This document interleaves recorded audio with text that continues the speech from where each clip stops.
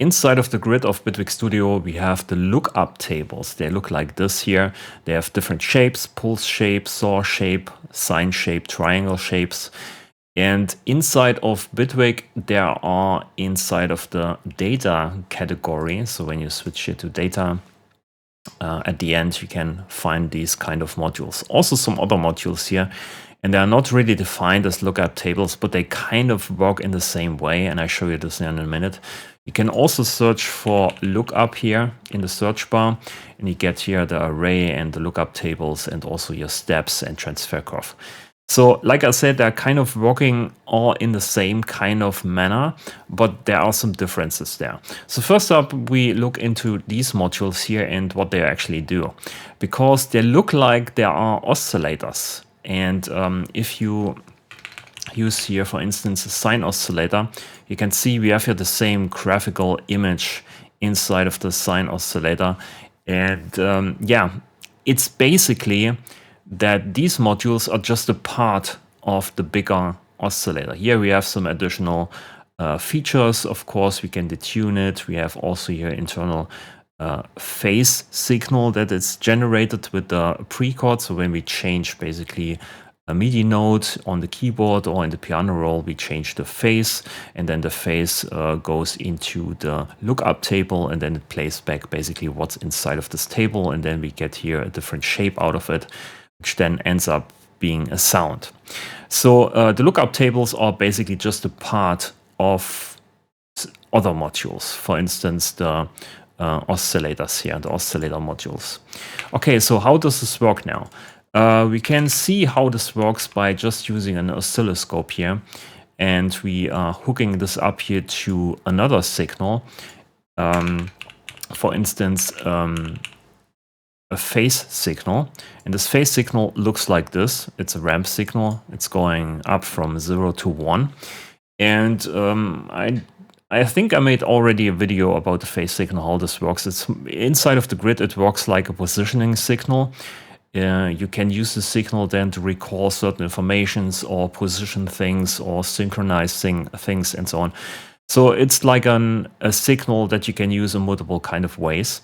And you can see at the sine lookup table also has an input, a purple input. So it hints at the possibility that it's probably something you can use here. So we hook up here this phasor signal. By the way, this phasor signal generates a phase signal, which is a ramp signal, exactly in the frequency of the current pitch of the grid. So when you change the pitch of the grid, which you can influence by using a piano roll or the MIDI keyboard, you change basically the size or the width of this ramp signal, and then you also influence, of course, the pitch of the sine lookup table output. So here you can see the phase signal is a ramp signal going up from 0 to 1, and it's just the value going up. So it's a value starting at 0, and then it goes up until you hit 1, and then it goes back to 0. So it's just a value going up all the way periodically, and we maybe can see this here also on the readout. It's just this. You can see it's just a value going up over time, and you can also switch the oscilloscope to fast. You can see it's just happening over and over. So having this on pitch, you can see just a window of it. Okay, so the signal is going up from 0 to 1, and then we go into the lookup table. And then what happens inside of the lookup table is that we map the value to a certain different value. So inside of the lookup table, there's this sine shape or cycle here, and it starts in the beginning with 0. So we recall from this lookup table what's at the position 0, and this is the red line here, right? So at position 0, we have output 0. At position, I don't know, 0.4, we have maybe this position. So we get the red position here, right? So we send in a signal and we get out a different value based on this lookup table. And it's really like a table. You can imagine this like a table, Excel table, right? And you have on the bottom end, you have all the index or all the numbers. You start at 0 and then you go up to, I don't know what the resolution is, up until 127. And at each position, you recall something from this sine shape here, right? Some value from the sine shape. And then if you do this multiple times per second, then we get an audio rate modulation on this sine lookup table, and we get a sound out of it. So this is basically the idea behind these lookup tables. And if you use here a different lookup table, of course, you get a different shape out of it. This lookup table here even has a slider on it, so you can influence what's going on. It's the waveform sharpness, that's how they call it. So we can influence how the output is of this saw lookup table. Okay, then we have here the triangle one. Also same idea, right? Different data inside of the table, so we get a different audio output. So the idea behind of these is here that if you need something like a triangle shape or saw shape, sine shape, and you don't need all the other features of the oscillator, or if you want to influence some of the parameters of the oscillator, then you can just use these lookup tables and you can build your own oscillator with different features, or, you know, a different setup maybe. That's the idea behind it. I also want to show you this here with a second oscilloscope. Maybe put this here a bit lower. And then we take a value slider, something like this. And maybe we use a readout. And another readout here. So when we send in a value, let's say 10% here. It's going up from 0 to 100%. So we can see this here on the readout. So maybe go to 25. Let's go to 25%. So this is a value of 0.250. This is the values we are sending in. And then we receive an output value of 1. So this is the highest point of the sine shape here. So we are probably here. Maybe go to 20%. So sending in 0.2, we get out 0.951. So it's really just sending in a value and then getting back a value at this position inside of the table. That's all it is. It's just a table, and we query certain values from this table at a certain position at this table, right? So sending in a value, getting out a different value. If you do this very fast, you get a sine shape out of it, right? So we can use here also a modulator here, modulate this and then modulate this value, and you can see we get a sine shape out of it, right?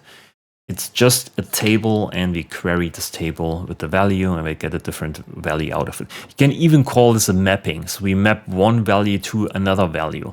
And that's also why we have here certain other modules, like the array, for instance. The array works exactly like the lookup tables, but here we can write our own values at our own positions, right? So we can send in, maybe you can do this here. It's actually not a video about the array, but I can show you this here. So we send in a value, 50, and we use another value, let's say 10, and then we send this here at the input, and we say right face, write this value at this position, and then we need a trigger, and we can write this value into the array. You can see we have here now this output. So every time we go to this position here, we get this value out, because at this position in time or in this table, we have this kind of value. The only difference between the array and these lookup tables is that here you can write your own data into the lookup table, and here you have predefined data, which is just a sine shape or a triangle shape, saw shape, pulse shape, and so on. So this is the whole idea behind it. It's just really a table, and that's why it's called a lookup table. Also here, when we go for lookup, you can see we have here step access or step. It's basically the same thing, right? We have here data at certain positions. We switch this off. We use a value slider. And then we go to a certain position inside of this table, and then we have this value here, and then we get this value out at this position, right? Also, it kind of works in the same way. So this is just to show you, to give you an idea how this kind of works. I hope I made it clear how it works. So these are, we have only here a few of these. Triangle, and then we have, what's the another one? The sine one. Yeah, these 4 lookup tables. Oh yeah, we have also one thing, it's called window. This looks kind of the same as the sine here. It's just one part of the sine, it's the top part. So it's called window because you can use this to make some window functions.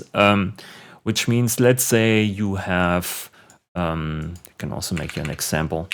We have a phaser, and we drive here the saw with this, and we have an oscilloscope, something like this. And you want to apply some kind of windowing function, and you want to have in each of these cycles happening something to the volume, for instance. So you can use a multiply, which is just changing the volume, and we drive this with the same phase signal, and then we apply this here to the saw, and yeah, you can see we have now kind of a rounded saw. It's like a smoothed out saw because we apply here a certain window to the saw, which looks like this. Maybe give this a different color here. We give this green.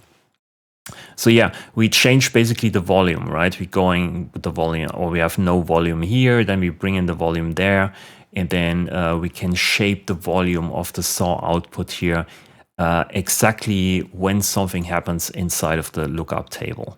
So the window function is sometimes really nice if you want to shape partials or audio rate signals or anything else. If you want to smoothly fade in and out sounds, that's usually how I use this here in some of my grid patches. We can also here use this to fade this in and out. So we can say, oh, actually, when I have, let's say, a constant of 1, this is the full volume, right? If I put this in here, the saw is completely fine. But when I use the window, it looks like this. And then we can say we want to fade between the two. So I use a blend, use the window function, use the constant, and then I use the constant here to bring this in. And then we can smoothly fade between the saw and the window function, and we have a different shape. So we are already wave shaping more or less here this thing. We can also do something like moving this around. So if you think, oh, I don't want to have here a different value, you can use a shift, and then we shift this window function around, right? It has a different effect on the waveform.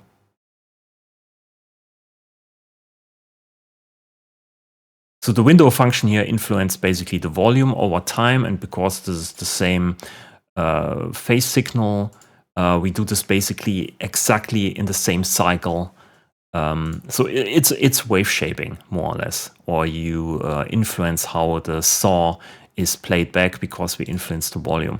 It gives you different sounds or different ideas. You can also use the window function, of course, not with audio rate. You can also use this over 2 bars or 3 bars in length to shape, I don't know, the arrangement or the loudness of things. So you don't need to use this with audio rate signals here. You can use this at any position in time, right? Or any time speed.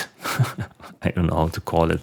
But yeah, very useful in very in a lot of different areas in the grid.